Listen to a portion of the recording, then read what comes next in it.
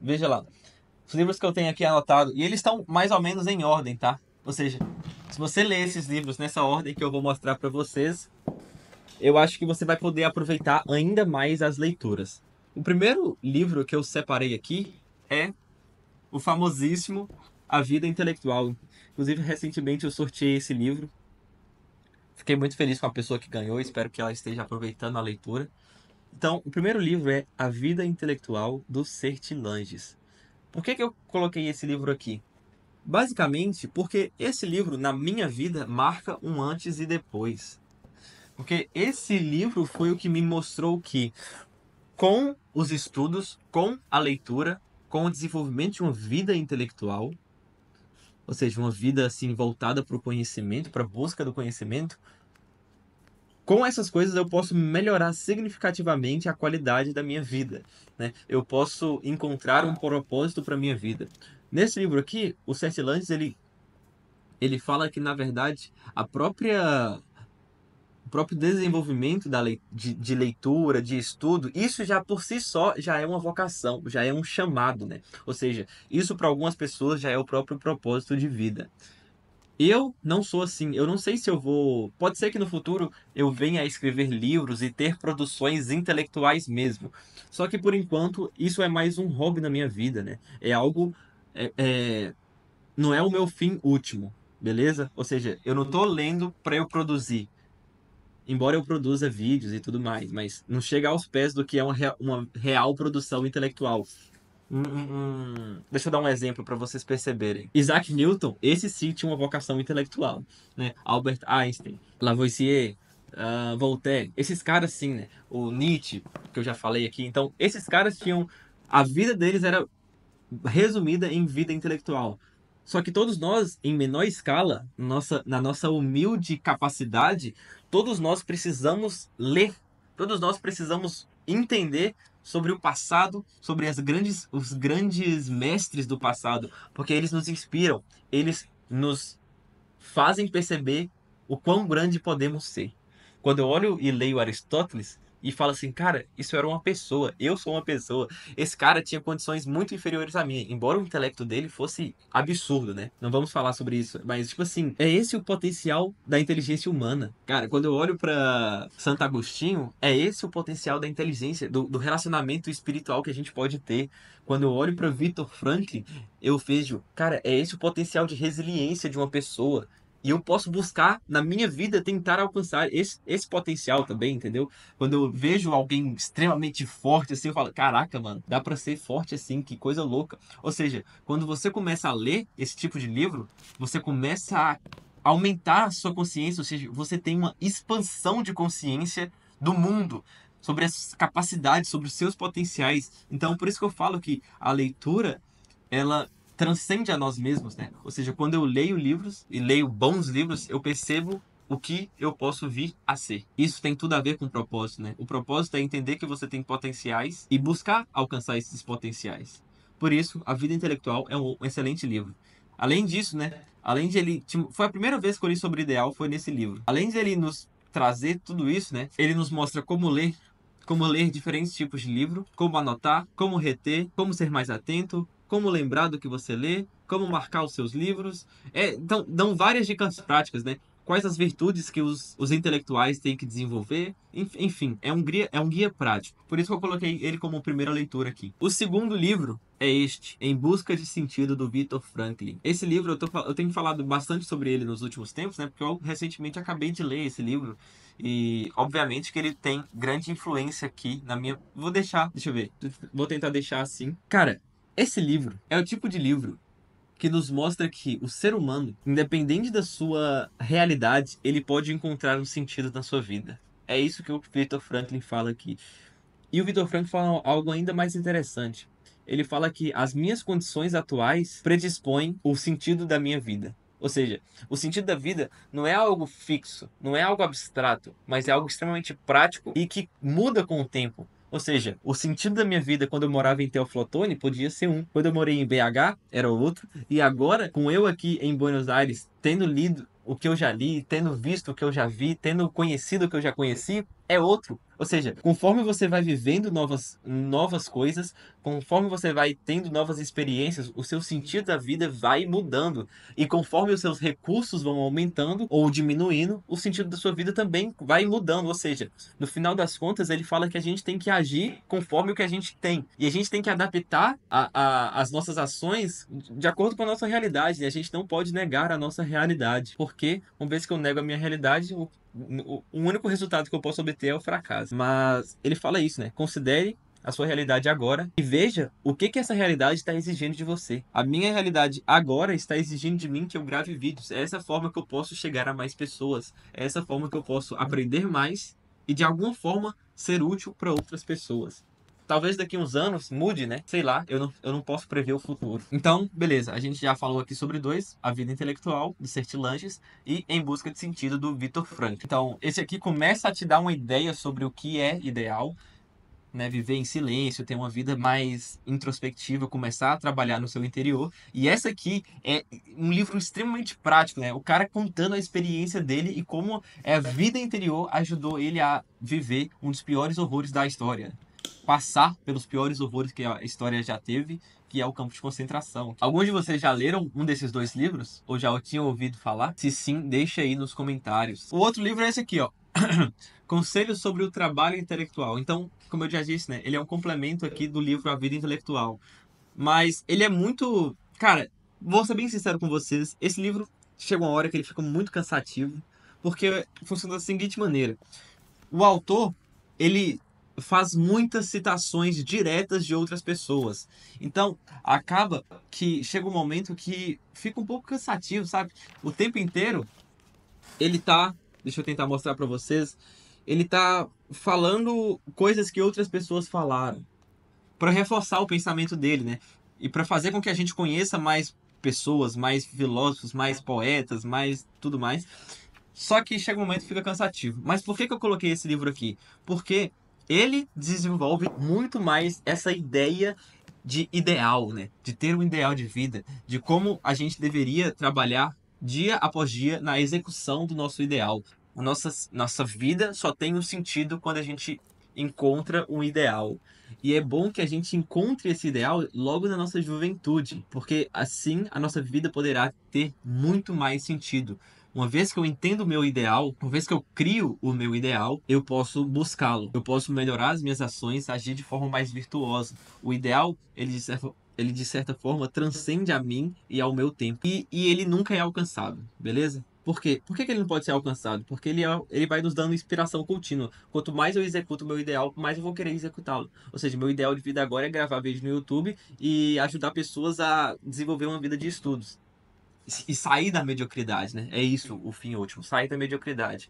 E para isso, e quanto mais eu faço isso, mais eu quero fazer. Ou seja, encontrar uma ação que quanto mais eu faço, mais eu quero fazer. Isso é o nosso ideal. Então, o próprio feedback das pessoas já é um grande resultado, ou seja, já é uma grande satisfação. E quando as pessoas dão algum feedback, sei lá, fala que eu ajudei com tal e tal coisa, beleza, isso me dá, eu fico feliz pela pessoa e isso me dá força para continuar. Continua me inspirando a agir cada vez mais, entendeu?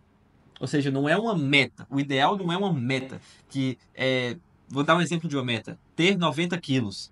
Isso é uma meta, eu posso alcançar. Vai chegar um dia que eu vou alcançar essa meta e é isso, consegui. Agora, o ideal não tem esse momento que você chegará a um momento em que você conseguiu atingi-lo. Enfim, o início desse livro ele fala bastante sobre ideal. Se você quiser, deixa eu falar um segredo para você. Uma coisa que eu não sei se você sabe.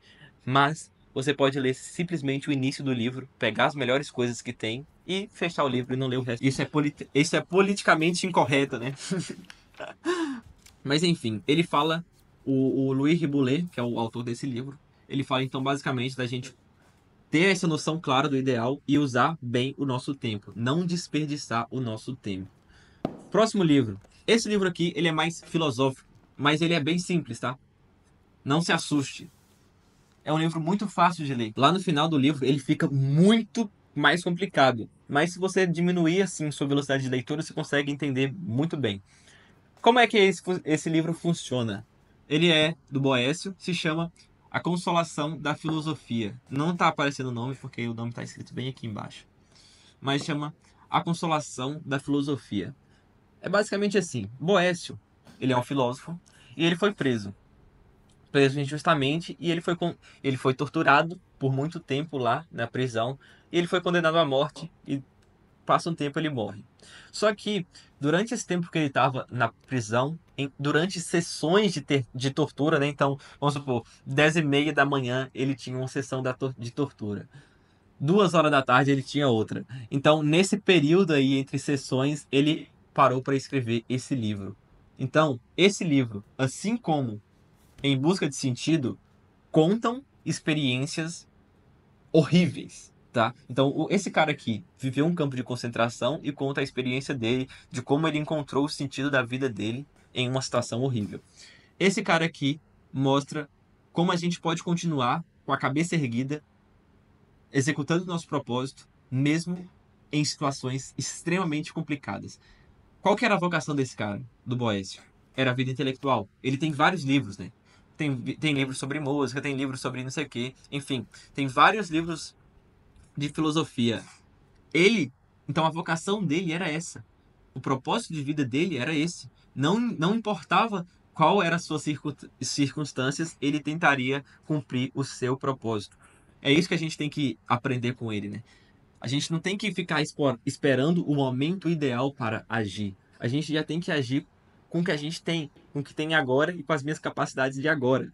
E é isso que ele faz e é isso que ele mostra. Ele mostra como a gente precisa desenvolver uma vida interior, porque é ela que importa. É ela que vai me dar forças quando o meu corpo falhar. Beleza? Então, por isso que eu achei esse livro simplesmente impressionante, sem contar que ele é um livro muito bonito. Assim, tem muitas partes muito lindas assim de poesia, saca? Muito bem armadas e então, como funciona esse livro? Tá o Boécio lá, a primeira cena do livro é assim. Tá o Boécio lá na prisão, ele tá completamente sem perspectiva de vida. Ele tá lá se lamentando sobre a vida que ele tinha. E olha só, eu já vou abrir um parênteses aqui e falar sobre Salomão. Tem um provérbio que fala assim: não se pergunte por que os dias passados eram melhor que os dias atuais. Não há sabedoria nessa pergunta. Então, ficar lamentando sobre o passado que era melhor que o presente não é uma atitude sábia.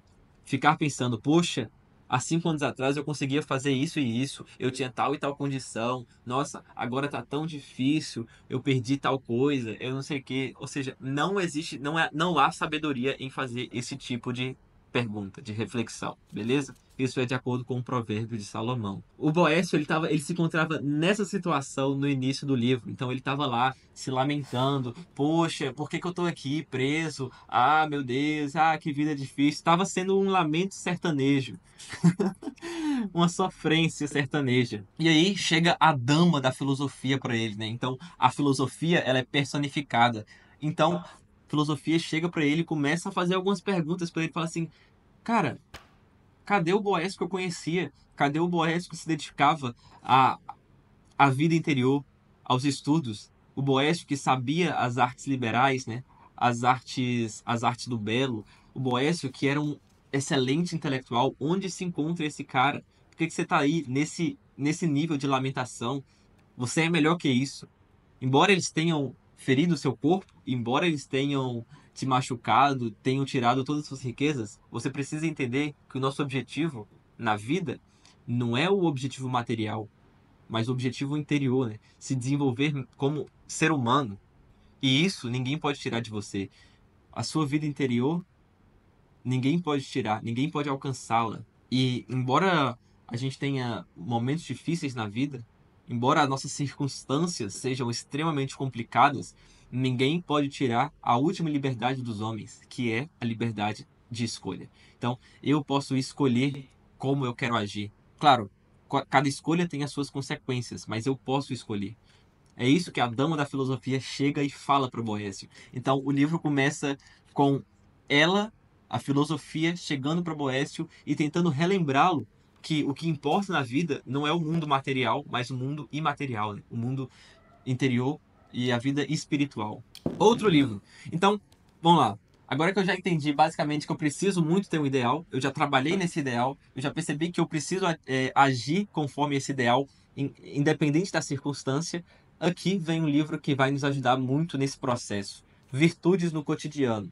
Como eu disse, esse é o livro que eu ainda não terminei. Esses outros livros aqui, eu já acabei todos. Esse é o livro que eu estou lendo agora. Por que esse livro é bom? Porque ele nos mostra como que a gente pode desenvolver virtudes no dia a dia, né? Por isso que é virtudes no cotidiano. A gente não precisa de situações extremas para que a gente possa ser virtuoso. Eu posso ser virtuoso aqui e agora. Isso então liga muito com o que o Viktor Frankl fala, liga muito com o que tudo que a gente tem falado aqui nessa live e nos ajuda no nosso propósito, né? Agir virtuosamente é o que nos fortalece.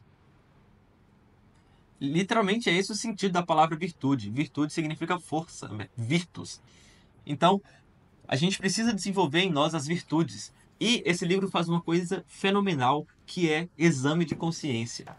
Então, deixa eu mostrar para vocês. Luta contra a preguiça, passividade, leitura e autoconhecimento, sabedoria, o amor, gratidão, humildade. Tudo isso ele vai mostrando como que a gente aplica cada uma dessas coisas no nosso dia a dia. Mas aqui, ó, eu queria mostrar isso. Sempre quando ele acaba de falar sobre alguma virtude ou encerra um tema, ele coloca isso aqui, ó. Vou tentar, não sei se vai aparecer para vocês, mas ele escreve exame de consciência e ele deixa aqui algumas perguntas que a gente pode fazer para nós mesmos. Perguntas que podem nos ajudar, perguntas que podem nos ajudar a agir mais virtuosamente. Perguntas que nos fazem refletir se a gente está realmente vivendo bem, né? Se a gente está realmente fazendo o que a gente deveria estar fazendo. Se a gente está realmente agindo conforme os nossos potenciais, vivendo a vida que a gente veio aqui para viver, uma vida de grandiosa, não uma vida medíocre. E por último, mas não menos importante, tem a educação da vontade. Porque educação da vontade é importantíssimo porque ele fala muito sobre constância. E a gente precisa ser constantes, né? Como eu disse, o ideal de vida não é algo que pode ser atingido do dia para a noite, não é algo que eu encontro do dia para a noite. Propósito é um tema muito complexo. Tem muitas coisas para eu falar sobre isso. Por isso que essa live eu coloquei conselhos para encontrar, né? Eu coloquei aqui apenas alguns conselhos, coisas que podem te ajudar, incentivar. Eu não tenho aqui nenhuma resposta fixa, nenhuma resposta final sobre o tema. Só que, ou seja, eu não posso te chegar e falar uma coisa que você vai fazer que do nada você vai encontrar no propósito da vida. Não é assim que funciona. Tudo isso são dicas, são conselhos que podem te ajudar, que podem te incentivar a buscar uma vida com mais sentido, beleza? Então, esse livro aqui chama A Educação da Vontade, do Jules Payot, e o que ele ensina para nós é basicamente sobre a constância, como educar a nossa vontade, né? Mas como educar os nossos desejos, as nossas inclinações, para que a gente possa fazer coisas difíceis, sempre lembrando que eu preciso fazer as coisas difíceis para alcançar as coisas que eu quero, que eu mais quero na vida. Ou seja, trocar o que eu mais quero agora pelo que eu mais quero na vida. Sempre tentar fazer essas conexões assim, entendeu? Sempre ter a responsabilidade, mais uma vez, a autorresponsabilidade de que eu preciso eu preciso ter a consciência de que minhas ações elas têm consequências e se eu quero atingir uma vida grandiosa, eu preciso começar agora. Preciso começar a agir agora. Não vai ter um momento de em que não vai ter uma realidade ideal, entendeu? Tipo assim, essas são as condições perfeitas para agir. Não, eu já tenho que começar a agir agora. Educação da Vontade é um excelente livro.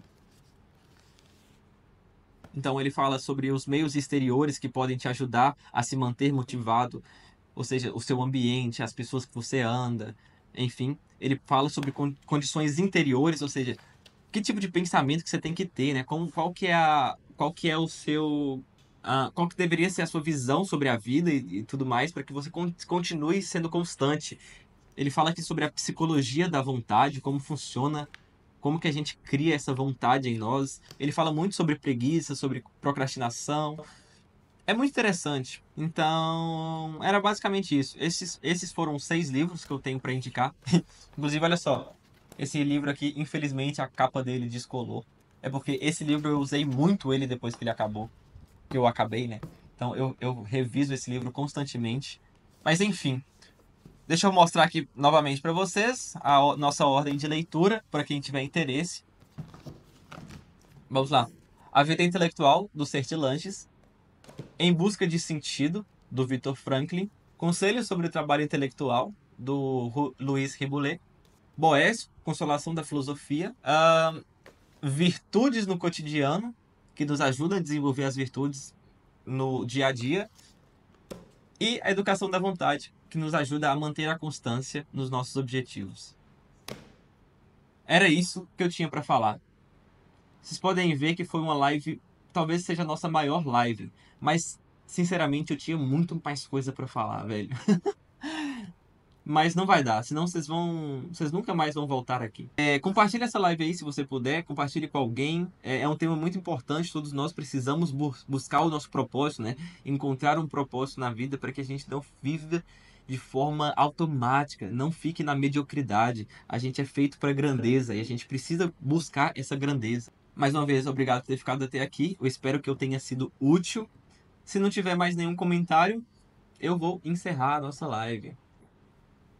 Pam, pam, pam. Eu vou liberar vocês aí para almoçar em paz também. Beleza? Sexta-feira, às 11 horas, 11h30, a gente está aqui mais uma vez para falar sobre o nosso próximo tema.